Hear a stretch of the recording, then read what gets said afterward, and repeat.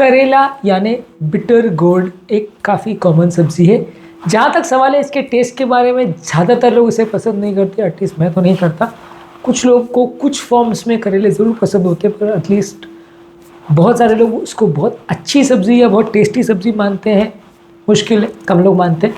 लेकिन हाँ, हेल्थ के पॉइंट ऑफ व्यू जहाँ तक खासकर डायबिटिक लोगों की बात आती है, ज़्यादातर लोग इसे एक अच्छा प्रोडक्ट मानते हैं और ज़्यादातर डायबिटिक लोग को इसका जूस भी पिलाया जाता है और करेले भी खिलाए जाते हैं, ये सोच के कि ये डायबिटीज़ में बहुत मदद करेगा और अपने आप में शुगर को कंट्रोल करने में मदद करेगा।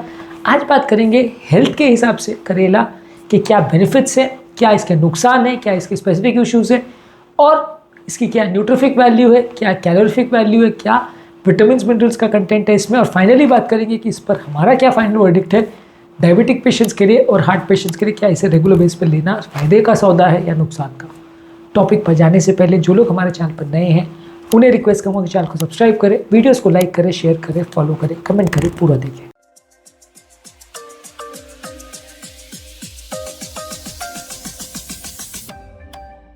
सबसे पहले बात करेंगे इसके बेनिफिट्स पर। बेनिफिट्स में शुगर लेवल्स को कम करने में मदद करता है। बेसिकली इसका काम करने का तरीका ये है कि इसमें खुद तो बहुत ज़्यादा शुगर नहीं होता, ग्लाइसेमिक इंडेक्स काफ़ी लो होता है, शुगर वैल्यूज़ को ये खुद नहीं बढ़ाता है और बॉडी का जो इंसुलिन रिसेप्टर पर सेंसिटिविटी है उसको इम्प्रूव करता है। इंसुलिन रिसेप्टर का मतलब ये है कि जिस रिसेप्टर या जिस जगह पर सेल्स में जो जगह होती है जहाँ पे बाइंड करके एक्शन जो करता है इंसुलिन हार्मोन, वो जगह को रिसेप्टर बोलते हैं। वो डायबिटीज़ वाले पेशेंट्स में, टाइप 2 डायबिटीज़ के यानी ज़्यादातर जो कॉमन डायबिटीज़ वाले पेशेंट में वो रिसेप्टर प्रॉपर काम नहीं कर पाता है। इस रिसेप्टर के काम नहीं करने वाली प्रॉब्लम को इंसुलिन रेजिस्टेंस बोलते हैं, यानी रिसेप्टर डिसेंसिटाइजेशन बोलते हैं।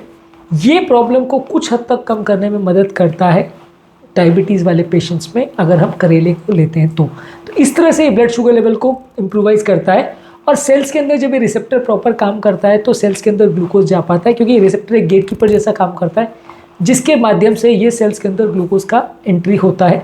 यदि रिसेप्टर काम नहीं करेगा तो ग्लूकोज सेल्स के अंदर नहीं जा पाएगा, अंदर काम नहीं हो पाएगा और ब्लड में ग्लूकोज भरता रहेगा, जिसकी वजह से व्यक्ति की हेल्थ बिगड़ेगी। तो ये काम को करने में करेला मदद करता है।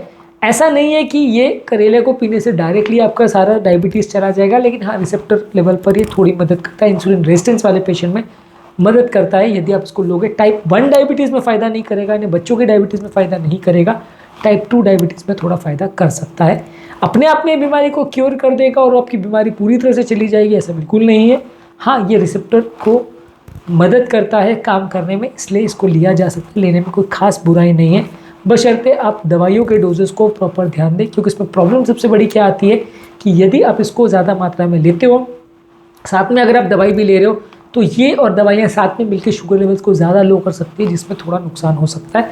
तो दवाइयों का जो आपका सेवन है उसको ध्यान से लीजिए, क्योंकि इसको दवाइयों के साथ में लेने में आपस में रिएक्शन हो सकता है, जिससे आपका शुगर लेवल ज़्यादा कम हो सकता है।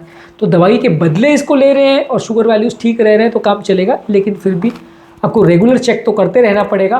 पर आप अगर इसको दवाइयों के साथ में ले रहे हैं तो डॉक्टर को डेफिनेटली इन्फॉर्म करिए, क्योंकि शुगर लेवल ज़्यादा कम होने से ज़्यादा जान का खतरा हो सकता है। इसके अलावा इसमें न्यूट्रिएंट्स काफ़ी अच्छे हैं। Vitamin C, vitamin A, folate, potassium और डाइटरी फाइबर अच्छा है, जो कि बॉडी के कॉन्स्टिपेशन वाले पेशेंट्स के लिए अच्छा है, डाइजेशन के लिए अच्छा है, इम्यूनिटी यानी कीटाणुओं से लड़ने की क्षमता बढ़ाने के लिए अच्छा है, बॉडी के बहुत सारे कामों को करने के लिए अच्छा है। तो ये न्यूट्रिएंट्स के हिसाब से भी काफ़ी अच्छा है। एंटीऑक्सीडेंट प्रॉपर्टीज़ इसमें काफ़ी अच्छे हैं। इसमें विटामिन सी होता है, फ्लैविनॉइड्स होते हैं, पॉलीफिनॉल्स होते हैं, जो कि बॉडी में मौजूद फ्री रेडिकल्स को ख़राब करता है, उनको ख़त्म करता है। फ्री रेडिकल्स बेसिकली बॉडी के अंदर मौजूद कुछ चार्ज सेल्स हैं जो कि थोड़ी मात्रा में रहते हैं तो कीटाणुओं से लड़ने में या बॉडी के काम करने में मदद करते हैं।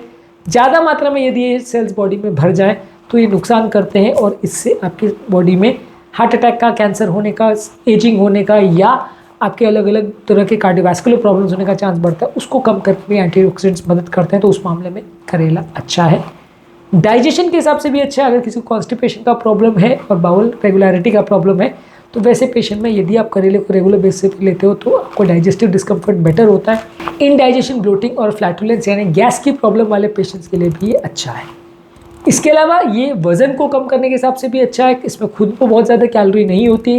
यदि खाने में आप करेले की सब्ज़ी को लेते हो तो आपको बहुत ज़्यादा कैलोरी नहीं मिलेंगी, खाने के बदले इसको लेते हो तो वज़न कम करने में मदद करेगा, बशर्ते आप इसको फ्राई करके बहुत ज़्यादा नहीं बनाएं और बशर्ते आप इसको बहुत ज़्यादा खाने के बाद एक्स्ट्रा ना खाएं, क्योंकि कोई भी चीज़ को अगर आप एक्स्ट्रा खाते हो तो बहुत फ़ायदा नहीं करता है। खाने में सब्ज़ी बाकियों के बदले अगर आप इसको लेते हो, मान लीजिए आलू की सब्ज़ी आपने बनाई या मटर की सब्ज़ी बनाई या पनीर की सब्ज़ी बनाई, उसके बदले आप इसको ले रहे हो तो कम कैलोरी देगा तो फ़ायदा ज़्यादा होगा। पर अगर आप ये सारी सब्जियां खाने के बाद एक्स्ट्रा इसको अगर खाओगे कि ये एक्स्ट्रा मदद करेगा, तो वैसा कुछ खास नहीं होगा। आपको बाकी सब्जियों के बदले इसे लेने में थोड़ा फ़ायदा मिलेगा, क्योंकि बाकी सब्जियों के कंपैरिजन में इसमें कैलोरीज कम है।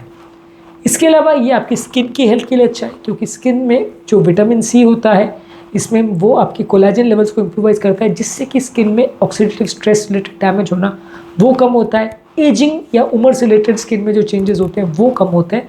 तो ओवरऑल ये आपकी स्किन यानी चमड़ी की हेल्थ के लिए अच्छा है। इसके अलावा इसमें है कुछ हेल्थ के नुकसान भी, अब उस पर बात करेंगे। एक तो इसका टेस्ट ज़्यादातर लोग को पसंद नहीं आता है, ज़्यादातर लोग इसको पसंद नहीं करते हैं। खासकर इसका जूस भी अगर किसी को ज़बरदस्ती पिलाया जाता है ये बोल के कि वो हेल्दी है, तो ज़्यादातर वो अच्छा नहीं मानते। इसको कोई टेस्टी तो नहीं होता, कड़वा काफ़ी होता है।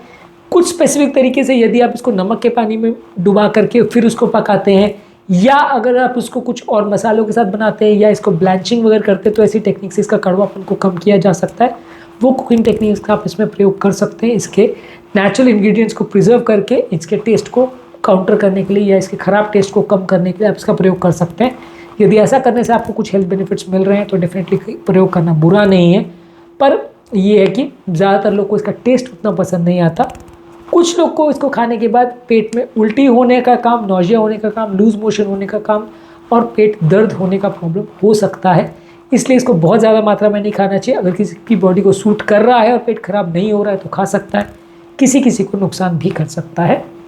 इसके अलावा ये आपकी दवाइयों से, खासकर शुगर की दवाइयों के साथ रिएक्शन कर सकता है। यदि आप शुगर की दवाइयों के साथ और ब्लड प्रेशर की दवाइयों के साथ इसे ले रहे हैं तो ये थोड़ा सा प्रॉब्लमेटिक हो सकता है, क्योंकि आपके शुगर वैल्यू ज़्यादा कम हो सकता है। ये खुद से अपने आप के शुगर को बहुत कम नहीं करेगा, यानी खुद से आपको हाइपोग्लाइसीमिया यानी डेंजरसली शुगर लेवल्स को लो नहीं करेगा, लेकिन बाकी दवाइयों के साथ अगर लेते हैं तो शुगर वैल्यू ज़्यादा लो हो सकती है, जो कि आपकी हेल्थ के लिए बहुत अच्छा नहीं है।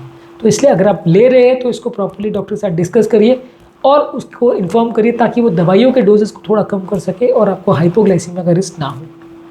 कुछ इसमें कंसर्न ये है कि प्रेगनेंसी में ये नुकसान कर सकता है। प्रेगनेंसी वाले पेशेंट्स को अगर बीटर गोट ज़्यादा मात्रा में दिया जाता है तो ब्लड शुगर लेवल्स कम हो सकता है, पेट खराब हो सकता है, जिससे प्रेगनेंसी में थोड़ा नुकसान हो सकता है। इसलिए प्रेग्नेंट फीमेल्स को बहुत ज़्यादा मात्रा में करेला नहीं खाना चाहिए। लास्ट इसमें साइड इफेक्ट या प्रॉब्लम यह है कि कुछ लोगों को इससे एलर्जी हो सकती है, जिसको कुकुरबिटेसी यानी इसकी फैमिली के दूसरे फलों या सब्जियों के साथ, खासकर खीरा और कद्दू या वेजिटेबल्स है, उसमें प्रॉब्लम अगर किसी को होती है तो वो अगर इनको लेते हैं तो करेले से भी उनको प्रॉब्लम हो सकती है। इसमें एलर्जिक रिएक्शंस, रैशेस होना, चकत्ते होना, सांस फूलना और एलर्जिक रिएक्शन से कभी कभार जान भी खतरा हो सकता है, पर वो काफ़ी रेयर है। अगर ऐसा आपको एलर्जी का प्रॉब्लम है तो इसे अवॉइड करना चाहिए। अब बात करेंगे इसकी न्यूट्रिफिक वैल्यू और कैलोरीफिक वैल्यू, ग्लाइसेमिक इंडेक्स के बारे में। कैलोरीज इसमें काफ़ी कम है, 100 ग्राम में लगभग 17 कैलोरीज है, जो कि काफ़ी कम है। कार्बोहाइड्रेट इसमें काफ़ी कम है, 100 ग्राम में खाली 3.7 ग्राम्स कार्बोहाइड्रेट है, जो कि काफ़ी अच्छा है। प्रोटीन्स इसमें काफ़ी कम है, 1 ग्राम है, जो कि काफ़ी ख़राब है। प्रोटीन जितना ज़्यादा हो उतना ज़्यादा अच्छा होता है। फैट इसमें काफ़ी कम है, यानी 0.2 ग्राम से 100 ग्राम में, जो कि बहुत अच्छा है। फाइबर का कंटेंट इसमें 2.6 ग्राम है, जो कि एवरेज है, ठीक ठाक है, तो इसको लिया जा सकता है। 100 ग्राम में लगभग 2.6 ग्राम फाइबर आपको मिलता है। विटामिन और मिनरल्स इसमें विटामिन सी, ए, विटामिन के और फोलेट, पोटाशियम, मैग्नीशियम, आयरन और कैल्शियम, ये इसमें होता है।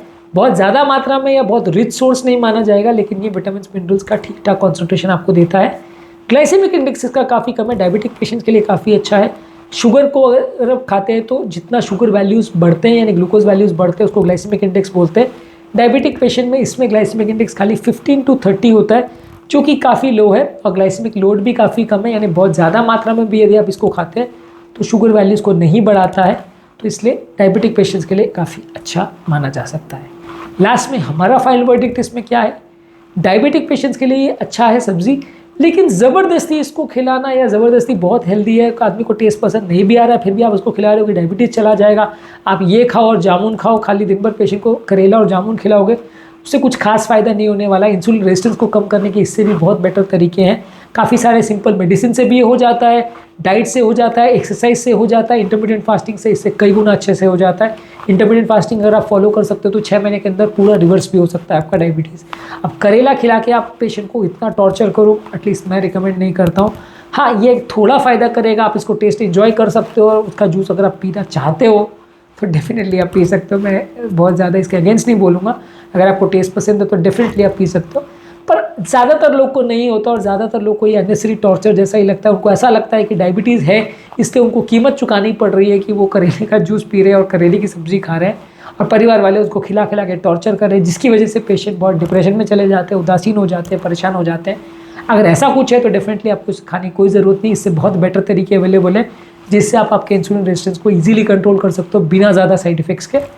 लेकिन हाँ, अगर आप इसको टेस्ट पसंद करते हो और बाय चॉइस आप इसे ले रहे हो तो कोई नुकसान नहीं, बहुत नुकसान नहीं करेगा। ये है कि आप आपके डॉक्टर को ज़रूर इन्फॉर्म कर दीजिए, क्योंकि इसमें आपको लेने से शुगर वैल्यू ज़्यादा लो हो सकता है, जिससे कभी कभी जान का खतरा हो सकता है। उम्मीद करूँगा कि आज के टॉपिक में कुछ नई बातें जानने को मिली होगी। जो लोग हमारे चैनल पर नए हैं उन्हें रिक्वेस्ट करूँगा कि चैनल को सब्सक्राइब करें, वीडियोस को लाइक करें, शेयर करें, फॉलो करें, कमेंट करें, पूरा देखें। डायबिटिक पेशेंट्स के लिए और क्या क्या डाइट में करने की आवश्यकता है, उस पर ऑलरेडी हमने काफ़ी वीडियोस किए, वो आप हमारे चैनल पर ज़रूर देखें।